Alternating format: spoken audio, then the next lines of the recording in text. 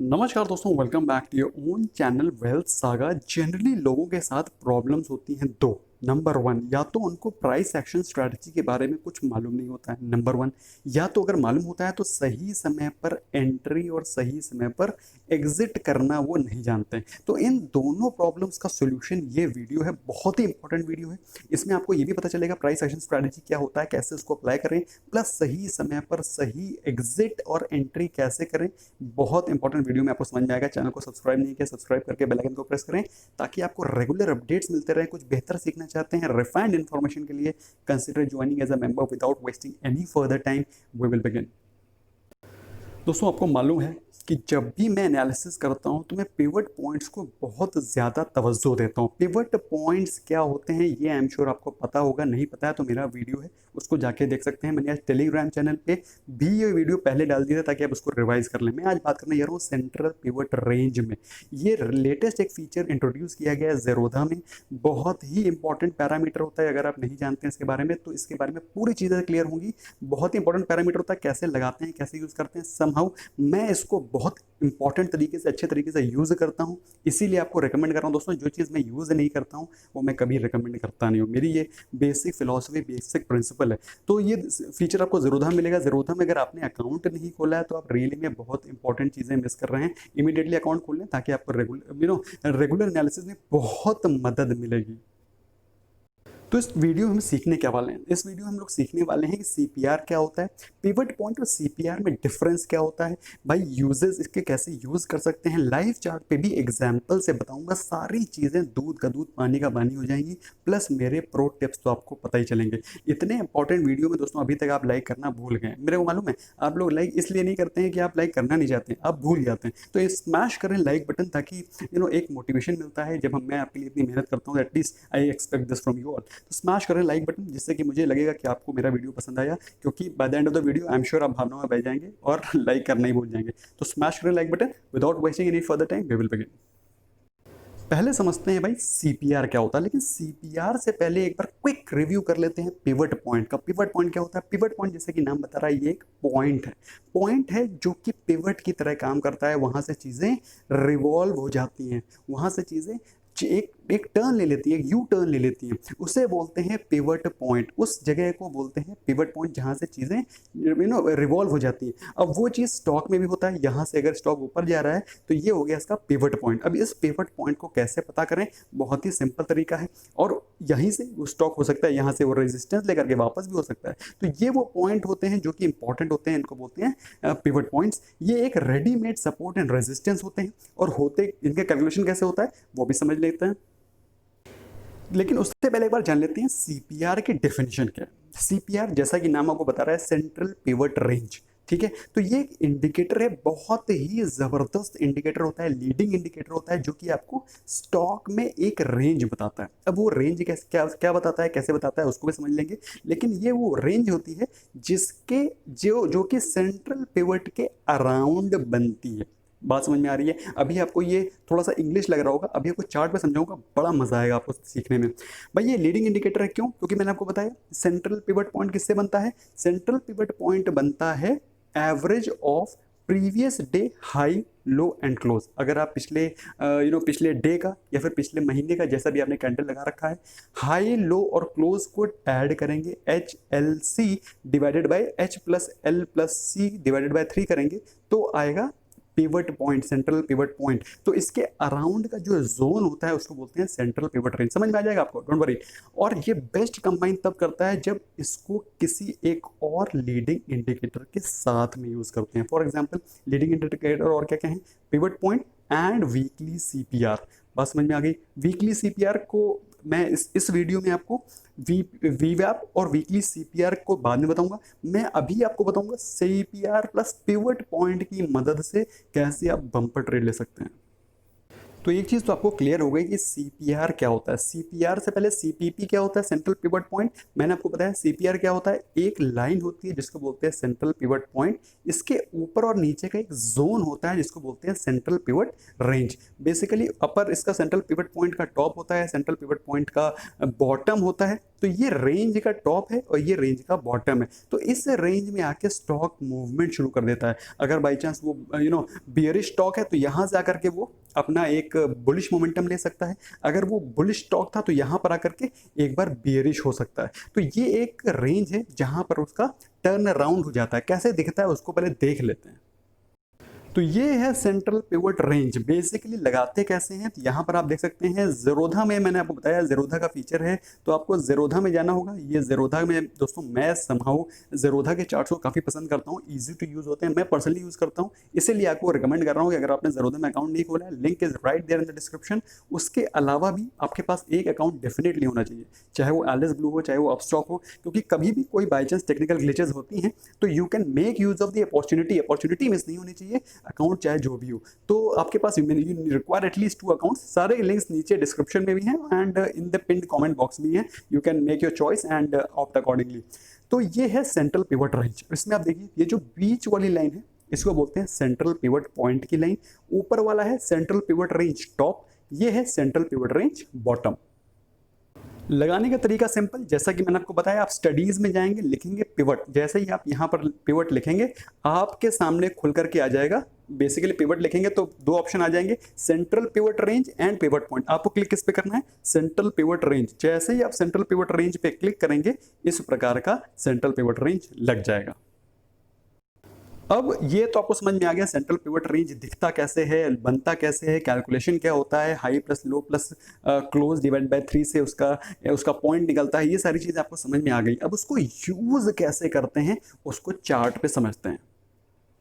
Chart पे समझने से पहले मैंने आपको बताया, मैं आपको स्ट्रेटजी बताऊंगा सीपीआर प्लस पिवट पॉइंट। तो आपको पिवट पॉइंट भी लगाना आना चाहिए। पिवट पॉइंट को लगाना भी सिंपल है। जैसे ही आप टाइप करेंगे यहाँ पर स्टडीज में जाकर के जैसे आप टाइप करेंगे पिवट, तो पिवट में आ जाएगा सेंट्रल पिवट पॉइंट और पिवट पॉइंट आ जाएगा और सेंट्रल पिवट रेंज आ जाएगा। तो आपको क्लिक करना है सेंट्रल पिवट रेंज पे। तो सेंट्रल पिवट रेंज पे क्लिक करेंगे, पिवट पॉइंट पे क्लिक करेंगे तो ये आ जाएगा। इसमें आप देख सकते हैं इसमें जो ब्लैक वाली लाइन है ये है सेंट्रल पिवट पॉइंट की लाइन।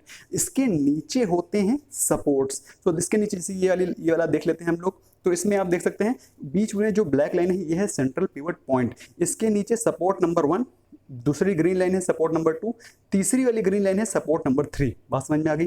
और इसके ऊपर ब्लैक लाइन के ऊपर क्या होते हैं, पिवट पॉइंट्स में रेजिस्टेंस होते हैं, R1 R2 R3। जैसे कि इस वाले केस में ले लेते हैं तो इसमें जो ब्लैक वाली लाइन है सेंट्रल पिवट पॉइंट, इसके ऊपर ये है R1, ये है R2 और ये है R3। अगर जिसने मेरा पिवट पॉइंट का वीडियो नहीं देखा जाके देख सकते हैं। तो ये है पिवट पॉइंट, ये पिवट पॉइंट हो गया। सेंट्रल पिवट पॉइंट लगाएंगे तो ये जो बीच वाली ब्लैक लाइन आपको दिख रही है ये और सेंट्रल पिवट रेंज का जो बीच वाली लाइन होती है वो दोनों कोइंसाइड करती हैं। बड़ी इंटरेस्टिंग चीज है, आपको दिखाता हूं। अब इसमें देखिए मैंने इसमें अभी पिवट पॉइंट लगा रखा है। जैसे ही मैं सेंट्रल पिवट रेंज पे क्लिक करूंगा, ये जो सेंट्रल पिवट रेंज आपको दिखाई पड़, जैसे कि 1 सेकेंड, ये आपको पिवट पॉइंट लगा हुआ है। सेंट्रल पिवट रेंज पे जैसे ही मैं क्लिक करूंगा इस पे सेंट्रल पिवट रेंज लग जाएगी। और देखिएगा आप ये ठीक है। अब आपको लगेगा क्या इसमें कोइंसाइड कर गया है, तो आपको दिखाता हूं। ये देखिए आपको दिख रहा है ये जो ब्लैक वाली लाइन है इसको ऑब्जर्व करेगा, observe this black line. Okay, दिख रहा है आपको दिख रहा होगा कि वो जो ब्लैक वाली लाइन है वो तो चेंज ही नहीं हो रही है, दैट इज नॉट चेंजिंग। उसके ऊपर रेंज लग जा रही है। आप चाहे तो ये वाली लाइन ऑब्जर्व कर सकते हैं, ये कर सकते हैं, ये कर सकते हैं, कोई भी ऑब्जर्व करिए। ब्लैक वाली लाइन कॉमन रहेगी, उसके नीचे रेंज बन जा रहा है, जोन बन जा रहा है। बात समझ में आ गई। तो बेसिकली ये लाइन कॉमन रहती है, इसके ऊपर और नीचे जोन बन जाते हैं। प्लस इन दोनों को साथ में जब लगाते हो तो आपको ऊपर का एक और रेडीमेड रेजिस्टेंस मिल जाता है, नीचे के लेवल पे रेडीमेड सपोर्ट्स मिल जाते हैं। ये बेनिफिट होता है जब आप सीपीआर को पिवट पॉइंट से कंबाइन कर लेते हो। अब हम लोग टाइम को बिना ज़्यादा वेस्ट किए हुए आपको सारी चीज़ें समझ में आ चुकी हैं। सेंट्रल पिवट पॉइंट और सेंट्रल पिवट रेंज क्या होती है ये भी समझ में आ गया है आपको कि स्टॉक अगर जाएगा तो यहाँ से ऊपर चला जाएगा या फिर यहाँ पे आकर के ऊपर चला जाएगा या फिर इसके ऊपर के ही ऊपर निकल जा सकता है। बाई चांस अगर नीचे से बियरिश स्टॉक है जो कि बुलिश हुआ है तो या फिर ये इसको रेजिस्टेंस मान करके नीचे आ सकता है या फिर इसको रेजिस्टेंस मान करके नीचे आ सकता है या फिर इसको रेजिस्टेंस मान करके नीचे आ सकता है। ऑफ कोर्स ऊपर के रेजिस्टेंस तो है ही। तो भाई ये इंपॉर्टेंस होती है ये रेंज की, सेंट्रल पिवट रेंज की। अब हम लोग समझ लेते हैं भाई इंट्राडे में इसको कैसे यूज कर सकते हैं।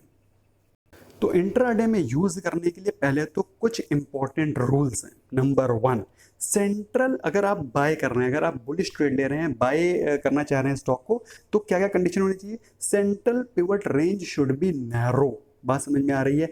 अगर वो इस प्रकार का है तो इसको नैरो नहीं कहेंगे। नैरो किसको कहेंगे? इस प्रकार में। तो जब कभी भी नैरो होता है सेंट्रल पिवट रेंज तो उसको क्या कहा जाता है? उसमें ट्रेंड दिखाई पड़ेगा आपको, या तो बुलिश होगा या तो बेयरिश होगा। बात समझ में आ गई? अगर ये ब्रॉड है, वाइडन है, तो फिर इसमें आपको ट्रेंड नहीं दिखाई पड़ेगा। क्यों? देखिए ये ओपन हुआ है यहाँ पर और क्लोज कहाँ हुआ है? यहाँ पर। तो there is hardly any difference in the range. जबकि इस वाले केस में अगर आप देखेंगे तो इस वाले में कैसा है? सीपीआर कैसा है? नैरो है। मतलब आप देखिए यहाँ पर ओपन हुआ है, क्लोज कहाँ हुआ है? यहाँ पर। सो this is the range when it is narrow. जब नैरो होगा तो रेंज बड़ी तगड़ी नजर आएगी। इसमें देखिए आपको क्या रेंज दिख रही है? यहाँ पर ओपन हुआ, यही क्लोज हो गया। वहीं पर इस वाले केस में देखिए यहाँ पर ओपन हुआ, यहाँ क्लोज हुआ। नेक्स्ट वाले केस में देख लेते हैं, इस वाले केस में यहाँ पर ओपन हुआ है और यहाँ पर क्लोज हुआ है। So this is the range which you are looking for. जब वो नैरो होता है तब हमको बाय या फिर सेल के ऑर्डर को लगाना होता है।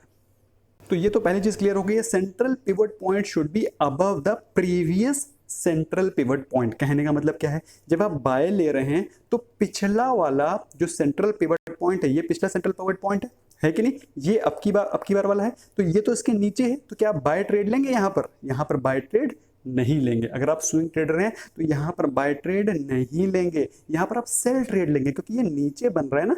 बात समझ में आ रही है? एग्जांपल के तौर पर बता रहा हूँ, पहले समझ लो सारी चीजें कैसे एग्जीक्यूट करना है वही बताऊंगा। तो जब भी ये नीचे बनता है तो फिर you don't have to take the trade. ये तो फिलहाल मैं भी स्विंग ट्रेड के बारे में बात कर रहा हूँ, आपको मैं अभी इंट्राडे के बारे में भी बताऊंगा। तीसरी कंडीशन क्या है कि जब आप इंट्राडे में कोई स्टॉक को बाय करना चाह रहे हैं तो जो लास्ट डे की लास्ट कैंडल है, लास्ट डे की last candle almost day high पर क्लोज होनी चाहिए। मतलब पूरे दिन की जो कैंडल्स हैं वो ऐसे ऐसे ऐसे बनी हो सकती हैं, लेकिन जो लास्ट कैंडल होनी चाहिए वो ऑलमोस्ट डे हाई पे होनी चाहिए। डे हाई कैसे निकालते हैं उसका भी मैंने एक वीडियो बना के रखा हुआ है, आप जाकर के देख सकते हैं, सर्च कर सकते हैं वेल्थ फर्स्ट चार्ट इंक, तो आपको वो वीडियो मिल जाएगा। वेल्थ फर्स्ट या वेल्थ सागा जो भी सर्च करेंगे आप, नया चैनल हो गया तो वेल्थ मतलब बेसिकली नया नाम डाल दिया वेल्थ सागा, तो चार्ट इंक जैसे डालेंगे तो वो वीडियो खुल के आ जाएगा। Nevertheless watch bullish price action at the crossing of range. जो ये रेंज होती है इस पर प्राइस एक्शन को देखना बहुत जरूरी होता है। यहाँ पर क्या प्राइस एक्शन हो रहा है? बुलिश हो रहा है कि बेरिश हो रहा है? अगर बुलिश प्राइस एक्शन हो रहा है, इसको ब्रेकआउट दे रहा है, यहाँ से ब्रेकआउट दे रहा है, तो आपको बाय करना है। चार्ट पे दिखाऊंगा तब आपको अच्छे से समझ में आएगा। अब इसको चार्ट पे देखते हैं। भाई वही बजाज फाइनेंस का स्टॉक है, आपको जब इंट्राडे करना है इस टेक्निक से, सीपीपी प्लस पिवट पॉइंट से, तो फिर आपको क्या करना है? आपको 5 मिनट का कैंडल लगाना है। You have to apply 5 minute candle. Okay, मैंने यहाँ पर 5 मिनट का कैंडल लगाया हुआ है, आप देख सकते हैं 5 मिनट का कैंडल लगाया हुआ है, और सीपीपी प्लस सीपीआर दोनों मैंने लगा रखे हैं। अब आप देखिए इसका कमाल, इसमें आपने जैसे लगाया, ये है 5 मिनट की कैंडल लगी हुई, ये है पिछले दिन का trading session, this is previous days trading session.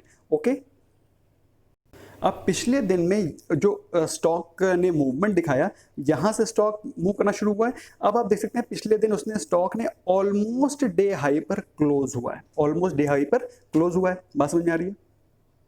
तो यहाँ पर आप एक बुलिश ट्रेड ले सकते हो, स्पेशली जब आपको लग रहा है कि ये रेंज कैसी है? नैरो है। तो यहाँ पर आपकी कंडीशन क्या क्या मीट हो रही है? नंबर 1, पहली कंडीशन क्या है कि सीपीपी पिछले वाले सीपीपी से ऊपर है। नंबर 1 कंडीशन मीट हो गई। नंबर 2, ऑलमोस्ट डे हाई पे क्लोज हो रहा है। हो रहा है कि नहीं? नीचे तो क्लोज नहीं हुआ ना, नीचे हुआ? नीचे नहीं हुआ, ऊपर ही क्लोज हो रहा है, तो ऑलमोस्ट डे हाई पे क्लोज हो रहा है। नंबर 2। नंबर 3, अपनी पिवट रेंज पतली है, नैरो है। आप देखिए पहली कंडीशन क्या थी कि ये ऊपर होना चाहिए, ऊपर भी है। नंबर 2 डे हाई पे क्लोज होना चाहिए, पिछला दिन डे हाई पे क्लोज हो रहा है। नंबर 3 रेंज नैरो होनी चाहिए, रेंज नैरो भी दिख रही है। नंबर 4 आपको जो चीज ध्यान रखनी है कि आपका जो ये रेंज में ब्रेकआउट हो रहा है वहां पर कैसा प्राइस एक्शन दिख रहा है। ओके, तो आप यहां देख करके हैरान रह जाएंगे कि जो 5 मिनट की कैंडल लगी है, जो इनिशियल वाली 5 मिनट की कैंडल है वो बुलिश दिख रही है, लेकिन क्या उसने इस रेंज को ब्रेकआउट किया? नो। दूसरी कैंडल अगले 5 मिनट वाली, क्या उसने ब्रेकआउट दिया? नो। तीसरी वाली कैंडल ने क्या ब्रेकआउट दिया? नो। चौथी वाली कैंडल ने क्लोजिंग ऊपर दी, मतलब अब समय आया है इसमें एंटर करने का। भाई अगर आप चाहें तो एंटर कर सकते हैं, अदरवाइज एक सेफ ट्रेडर होने के नाते आप 5 मिनट का और वेट कर सकते हैं। तो जो ये 5वीं कैंडल बन रही है that is after 25 minutes, 25 minute के बाद में, दैट इज ऑलमोस्ट 9:40 के आसपास आपको कंफर्म हो गया कि भाई ये अब ऊपर जाएगा, क्योंकि इसने यहाँ से ब्रेकआउट दे दिया है और उसके बाद स्टॉक गया बम्पर ऊपर। बात समझ में आ रही है? और उसके बाद देखिए कितना मूवमेंट हुआ है, ऑलमोस्ट 3316 से स्टॉक हैज गॉन टू 3370, 3378, 3379। तो अच्छा खासा मूव हुआ है, करीब 2% के आसपास का, 2-2.5% के आसपास का मूव आपको मिनिमम मिलेगा अगर आप स्ट्रेटजी को यूज करेंगे। तो ये तो हो गया जब आपको बाय ऑर्डर लेना है। अब अगर आपको सेल ऑर्डर करना है तो भी आपको सेम चीजें लगानी है। 5 मिनट का कैंडल लगाना है, सेंट्रल पिवट रेंज नैरो ही होनी चाहिए, क्योंकि तभी आपको मूवमेंट मिलेगा। अदरवाइज आपका जहां पे ओपन हुआ वहीं पे क्लोज हो जाएगा तो आपको मूवमेंट कुछ मिलेगा ही नहीं। आपको चाहिए मूवमेंट, तो उसके लिए आपको सेंट्रल पिवट रेंज नैरो होनी चाहिए। सेंट्रल पिवट पॉइंट पिछले वाले सीपीपी से नीचे होना चाहिए। पिछले वाला अगर यहाँ पे क्लोज हुआ है तो यू नो जिस समय में ट्रेड लेना है वो उसके नीचे होना चाहिए। This is very very important, है ना। कैंडल 5 मिनट्स की लगानी है, मैंने ऑलरेडी आपको बता दिया है। और बुलिश की जगह पर आपको बियरिश प्राइस एक्शन देखना है at the crossing of range. Okay, कैसे दिखता है उसको देख लेते हैं। भाई ये सेम दिन का चार्ट है, लेकिन ये है जुबिलेंट फूड का, क्योंकि उस दिन वो बियरिश था। तो आप देख सकते हैं 5 मिनट का कैंडल लगा हुआ है। अब आप इसमें देखिए कंडीशंस मैंने सारी आपको मीट करके दिखा देता हूं। कंडीशन नंबर 1, ये देखिए इसका जो सीपीआर है, सीपीआर नैरो है कि नहीं है, नंबर 1। नंबर 2, सीपीआर इसके इस वाले कंपैरिजन में नीचे है कि नहीं है, नंबर 2 हो गया।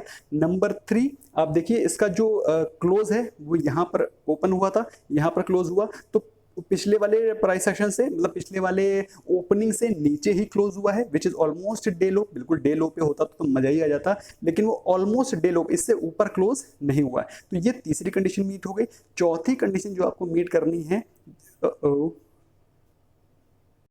चौथी कंडीशन जो आपको मीट करनी है वो ये है कि आपको सीपीआर के पास प्राइस एक्शन देखना है। तो आपने देखा भाई सीपीआर के खुलते ही वो उसने यहाँ पर एक एक बियरिश सा कैंडलस्टिक पैटर्न बना के दिया है, which is far below the pivot range. तो यहां से आपको बियरिश मोमेंटम ऑलरेडी क्लियर हो गया है, नंबर 1।